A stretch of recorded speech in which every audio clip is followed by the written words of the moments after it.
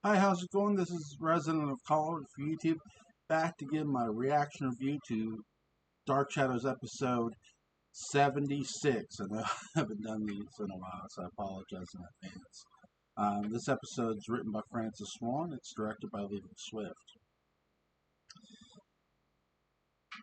This episode takes place entirely at Collinwood, and for every reason. By the end of the last episode, Burke Devlin was knocking on the door. Matthew Morgan was told to go get Elizabeth. In this episode, Burke is in the house and he has a conversation with Elizabeth. And he offers to buy Collinwood. Is this episode just filler? No, it's not, actually. I would say no. And let me tell you why, in my opinion, I say no. Because this, for all the episodes they've been building, who are the Collins? I don't mean who are they by name. What do they stand for? When you look at this episode, look at it heavily to the fact of their family, Isaac Collins, founded the town. It was called Collinsport. They built the biggest fishing fleet, the Collins Cannery. They built two houses. One, the original Collinwood, which is the old house, and then the Great House of Collinwood, which is the newer Collinwood. They have not only planted roots here, they have cemented them. Now, Burke Devlin comes back from a prison sentence where he spent 5 years out of a 10-year sentence. He got out for good behavior, and guess what? He knows he didn't, in his mind, he knows he didn't do it, and if you follow Dark Shadows, you know he did. We know who they're going to reveal as Bill Malloy's killer. Not in this episode, but later on. For those who don't know, it's going to be Matthew Moore. But I'm going to look at this episode for how it is now, too. The Collins family receive an offer from Burke. He is willing to buy Collinwood from them.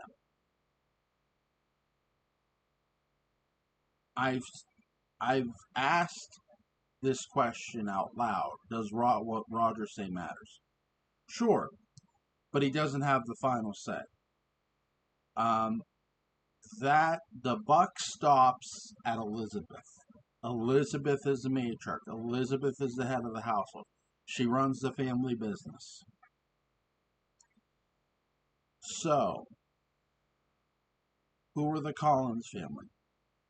You're told they're this very proud, rich family with a lot of money and influence. They have ghosts up at their house, and they built their house on a hill called Widow's Hill, where women have jumped to their death. So there is some controversy around this family. You have Elizabeth, who has not I want to make this very clear, not left the estate of Collinwood in 18 years. She has imprisoned herself on her own estate. She has not gone into town for 18 years.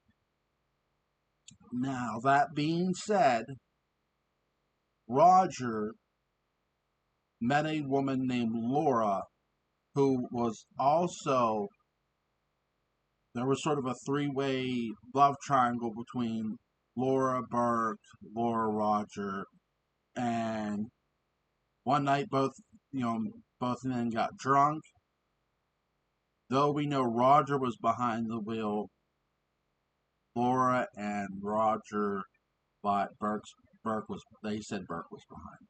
Now, that being said,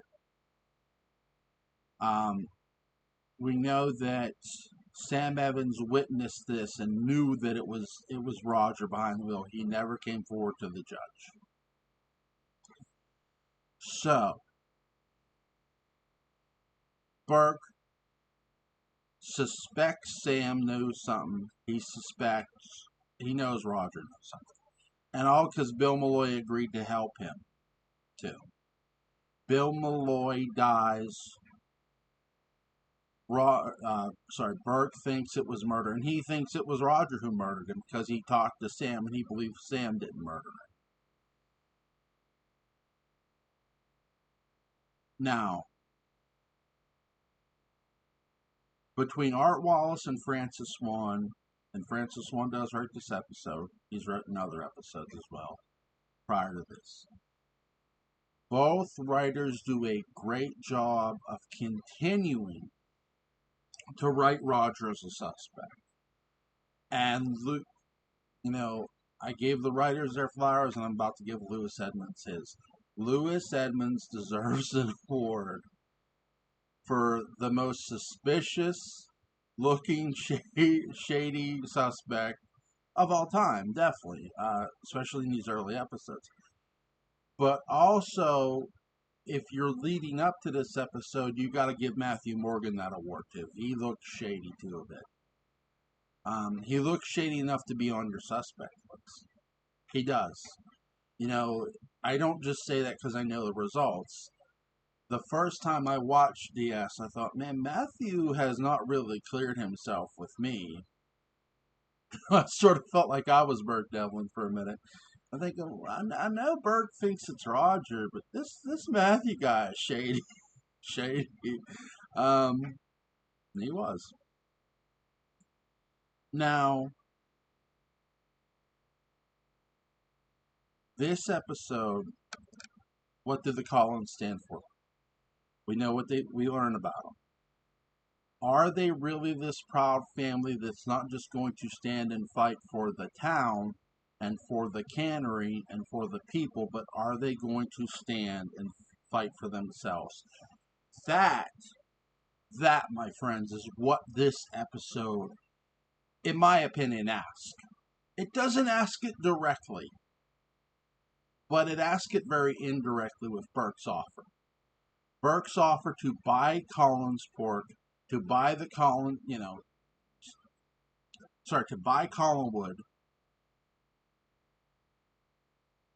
and to have this as a possession.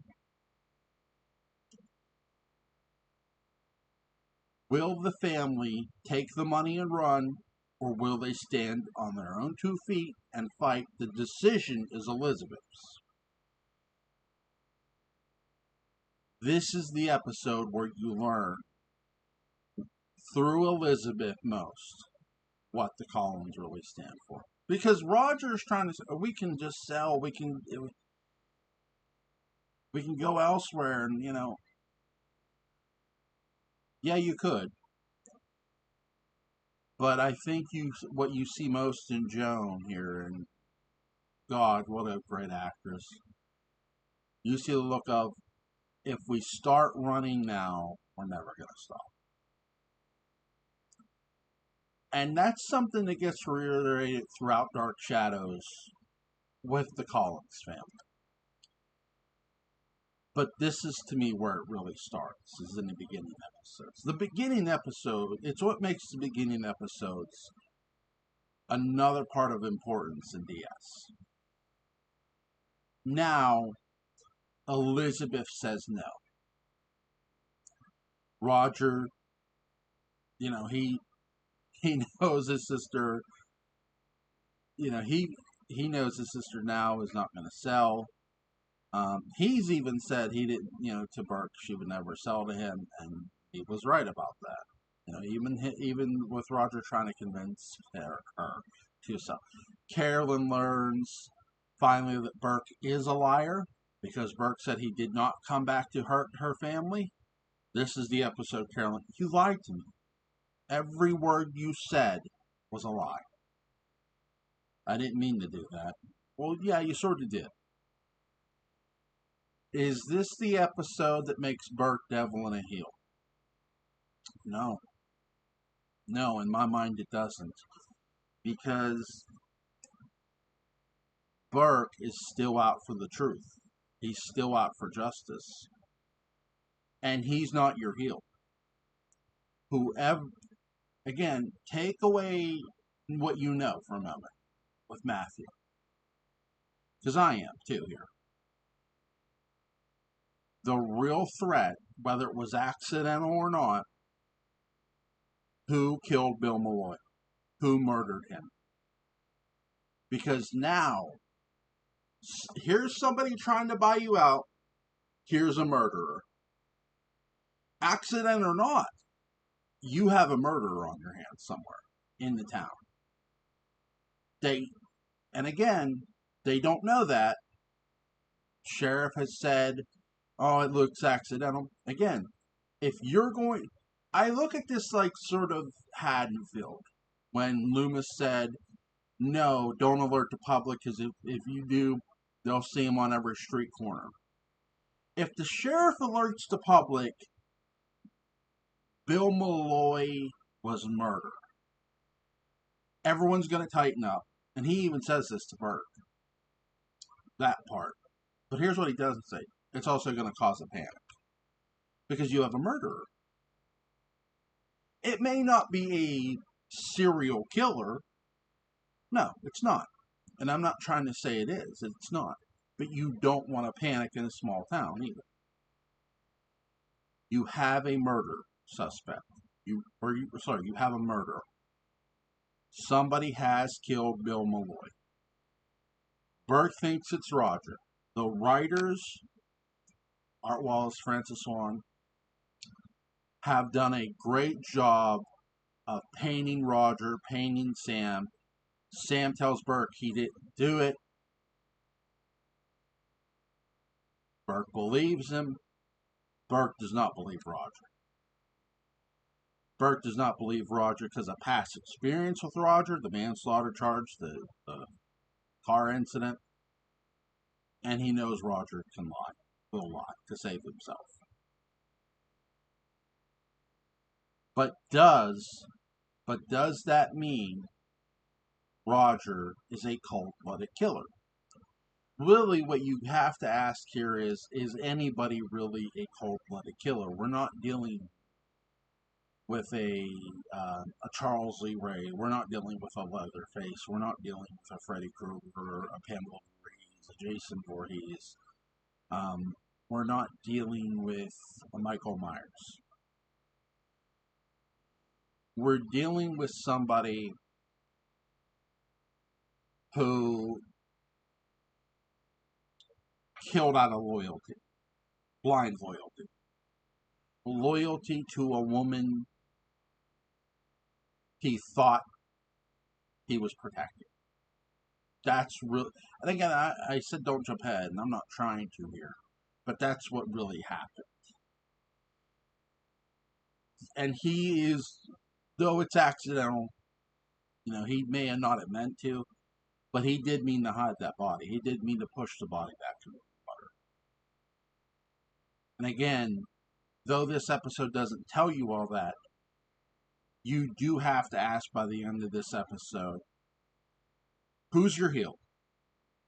It's not Burke. Is it Roger? Maybe, but we don't know that. We know it now. But whoever murdered Bill Malloy is your real heel. Whoever killed him, that's your heel. And I do think Dark Shadows does a good job of keeping Burke in the shades of gray area. And make no mistake, Mitchell Ryan deserves a hell of a lot of credit for keeping this character so likable when he's doing actions that could dictate otherwise. again, he's not killing anybody, but he's doing things that are very underhanded. But here's the thing. You've seen the Collins family. You've seen how underhanded Roger can be by the time, when you get to, well, before you get to this episode. So really, all Burke is doing is taking the Collins tactics and turning it against them. That's all he's doing. And really, in my book, that's fair. And again, it's why I really like what they do with this episode, because now you're seeing Burke. No more Mr. Nice Guy. I'm here to buy you out. Will you? Because if you don't, I'm going to put you out of business. That's where we're at. And it's not, I don't view this as heel. This is, okay, I've put my cards on the table. Here they are. Elizabeth has always had her cards on the table, and she just reaffirms her cards. It's a great game of chess that is really well played in this episode. And it lets you know where characters are. Whereas Vicky, as she puts it, where I've always stood, on my own 2 feet. Which is true. Carolyn is upset. I love Nancy Barrett's performance in this episode. I really love how she's the one, and I've talked about this in other episodes. She's the one who's really keeping the love triangle going of her, Burke, Vicky. Nancy Barrett doesn't get enough credit for that, because her character is sort of pushed Joe way to the side by this time. Yeah, she calls him when she really needs something or wants something. That's about it. Again, great episode. Really, really well done. Really well acted. Again, I really love what the writers have done here to paint Roger as a suspect, to keep you off the trail of Matthew, really. And really, that's really what the writers are doing, too. Most of all. Even though we all know what's going to happen, you got to give the devils their due. You really do. Hope you guys enjoyed this episode review. I'll see you here in a bit.